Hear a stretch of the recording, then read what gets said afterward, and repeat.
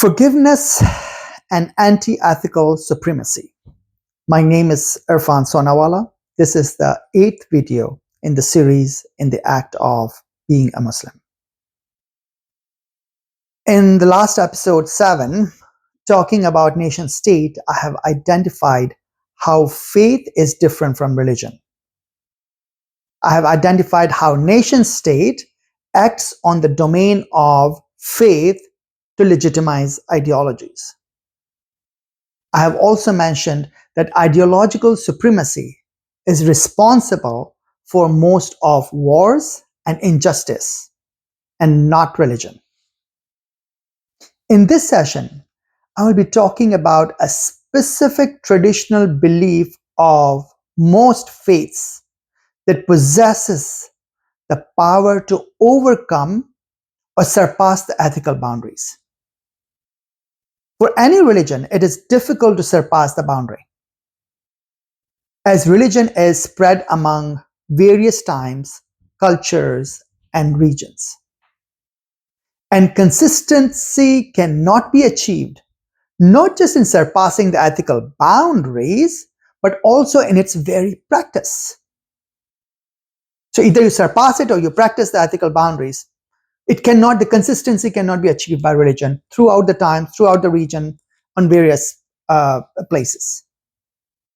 In other words, any religion fails to practice ethics consistently throughout its effective life on the same grounds.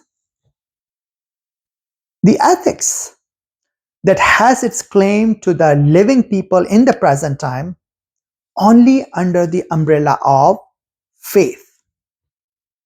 Through this faith, it creates ideological supremacy, like nation state. But it encumbers and burdens people when people surpass their ethical boundaries.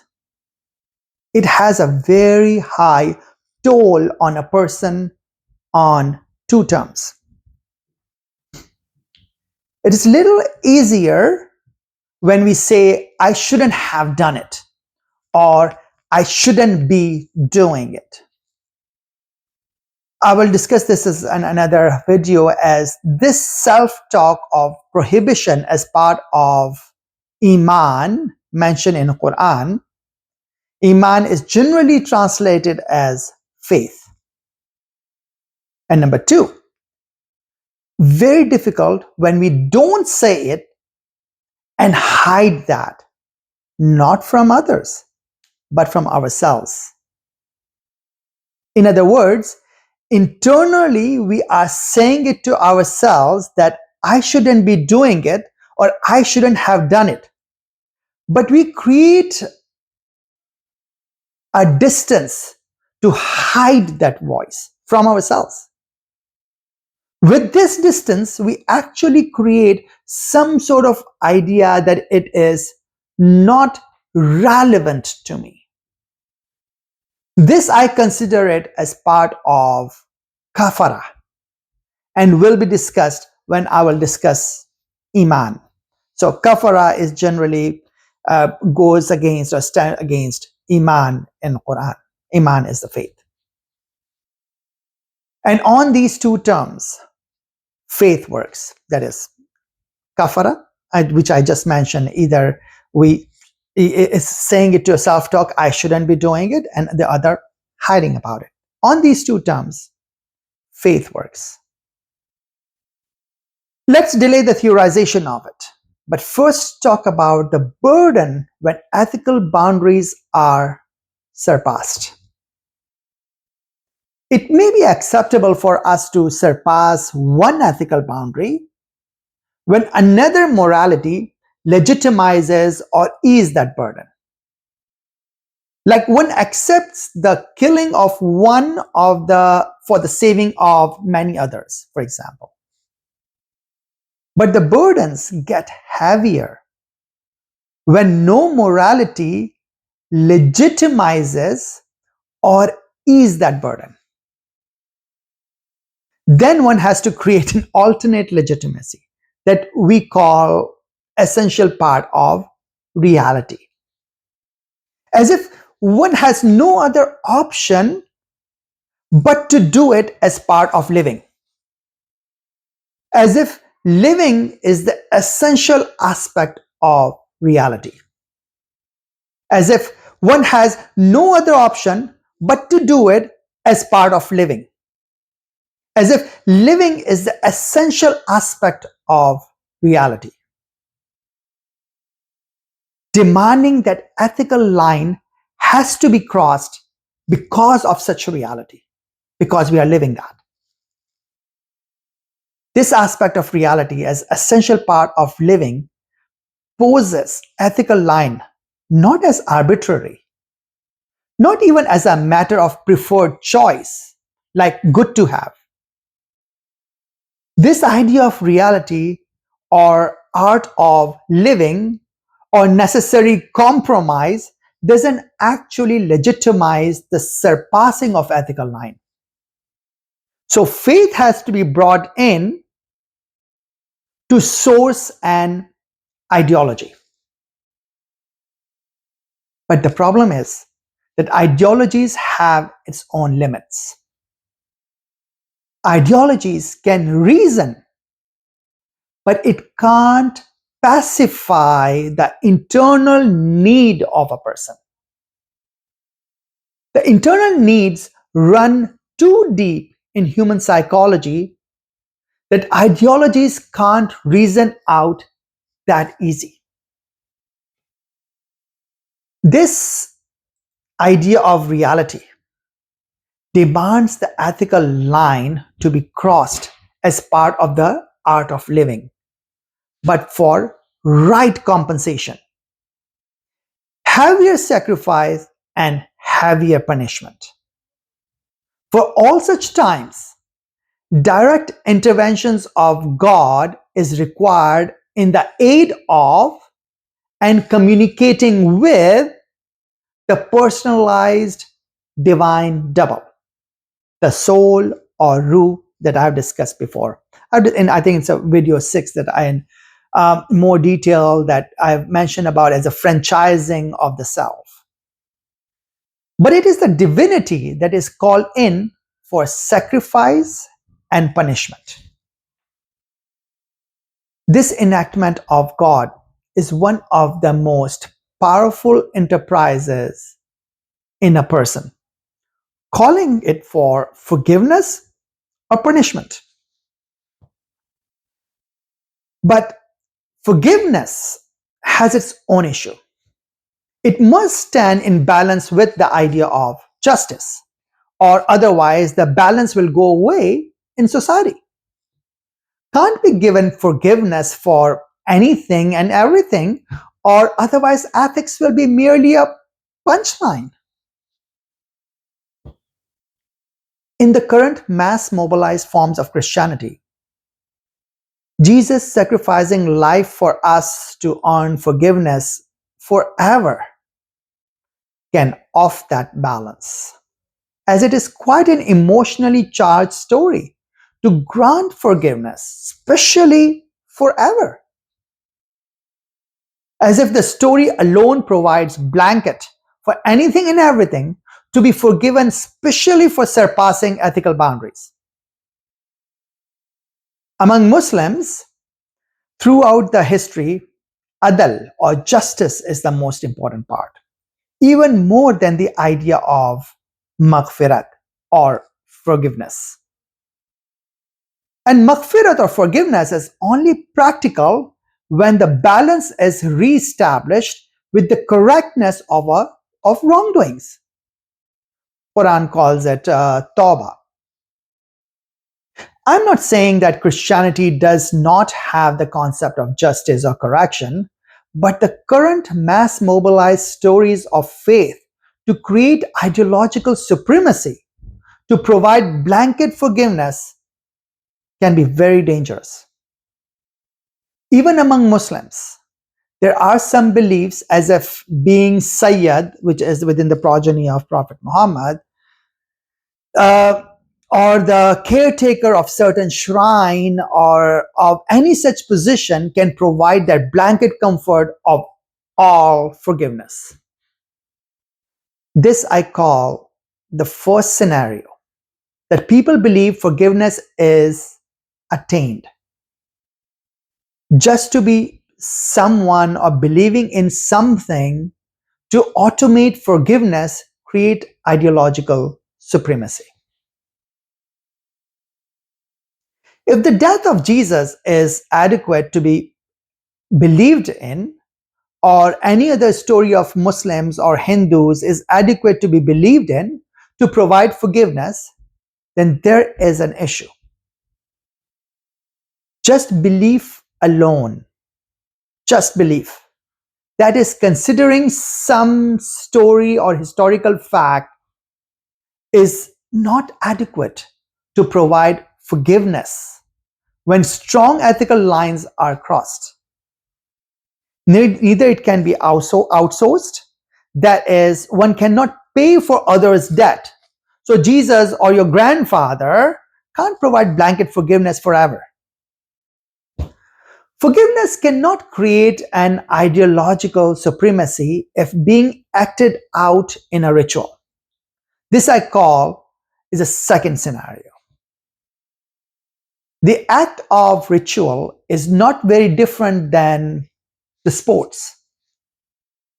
It is the exhaustion out of the emotional investment that results in emotional catharsis. That we call forgiveness in the act of ritual. Is it the forgiveness that is essential to tolerate oneself in relation to the ethical threshold? But this is not something that one performs and self-reward to oneself. It is directed outwards, either to the person who was affected by the ethical line that was crossed or by its proxy. The divine is the proxy by default. There is a special role of ruh or soul in such ritual. It is ruh that facilitates the emotional investment of the self, or we call it nafs, and achieves the forgiveness as a return. God in the ritual doesn't act as an icon, rather as part of a system in which a believer provides the emotional investment, exerts exhaustion, and achieves the reward by the effect of the whole system. Here I will take another position to the role of prophets, either Jesus or Muhammad. It is the love to those symbolic positions that is supplied by emotional investments by the believers that can create the system of forgiveness. So even amongst Christians, when you're saying it's not the Jesus, what happened to Jesus, he crossed it, so he went on cross for our sins, but rather the love for him or love towards him is what we claim towards the forgiveness, and that becomes a part of the ritual. So that is for Christians. But if you provide the blanket forgiveness that he did, he went to cross, he provided the blanket forgiveness, then there is an issue with it. The God in first scenarios acts as an icon, making the concept too elastic. Just with such belief in iconic God, justice system can be completely ruined, especially when we believe in such God and the power of forgiveness that one can get away with anything, erasing or smudging any ethical boundaries. Then such God becomes the center of politicization. The God in which is presented and framed socially with teleology, which is with the purpose in mind, like purpose of forgiveness. With that purpose in mind, like of forgiveness, we ascribe physical and geographical locations. So what was initially epistemic, which is in our mind, the concept of God, now gets grounded in architecture and places because of its geography. It could be mosques churches, tombs, or even schools, political bodies, etc. With architecture comes the caregivers or principal authorities of architecture, and they become the part of such politics. Once architecture is brought into the equation, what is required are funds, and thus power comes into play. This way, social hierarchy of positions are created by the brokers and custodians of geographical places. Either we name them as Maulvi, Alim, priest, Pandit, or even professors or caliph. These brokers and custodians by default create supremacy. Let's take a moment here and realize what am I suggesting. I'm saying that ideological supremacy can be institutionalized with the help of its brokers and centered around geographic centers. This institutionalization even constructs political and governance bodies. Us, modern man, in general, would identify those brokers like pundits and geographic centers like mosques and institutions like caliphate as religious. Now, will we be wrong to call this as religious? Probably not. It is certainly religious, but it stands true only specific to the time and place, which is, I'm calling it faith. But when we create exclusivity and singularization of one belief, of one faith across all people, all institutions, all geographic centers, all its custodians under one umbrella of a religion, then there we little be too presumptuous because it removes the diversity from it. In other words, we cannot use the name of one religion like Islam in all those institutions and assume those institutions to be Islamic in the same fashion. Let's go back to the term ideological supremacy. Why am I using the word ideology with supremacy? By ideology, more in a Marxist way, I mean some simplified and general ideas imposed on lower classes and groups of specific ideas.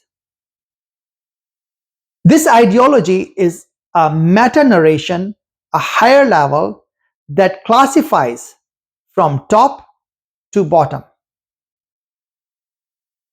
With this, it creates a hierarchy of levels and supremacy of class from one to the other. Either those are class of knowledge or people. All gets governed from the ideological meta-narration. This is the natural ways of brokers to secure their supremacy. I would present that the denial of ideological supremacy is the very idea of Tawheed in Quran. When one rejects by saying La ilaha, meaning there is no God, it basically rejects any idea of ideological supremacy. So what is the divinity that gets rejected and denied? What is the nature of such divinity? Divinity is an ideological supremacy by positioning non-challenging symbolic icon like Baal, Allat or Uzza.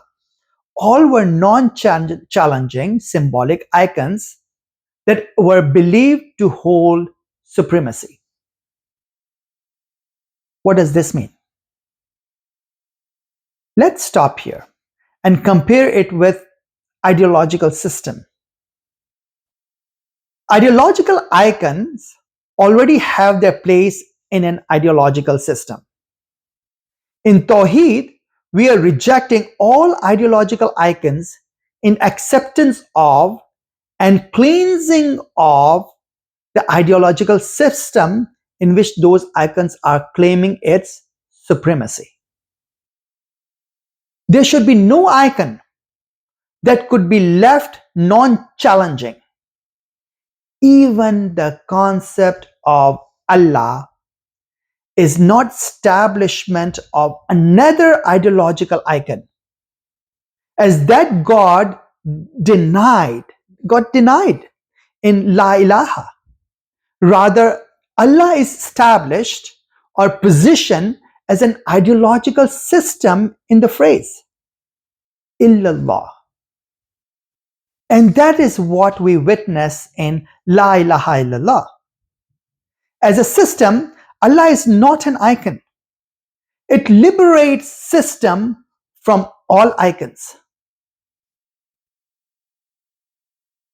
Most of the Muslims, like many others from other faiths, believe in Allah as an ideological icon and not as an ideological system.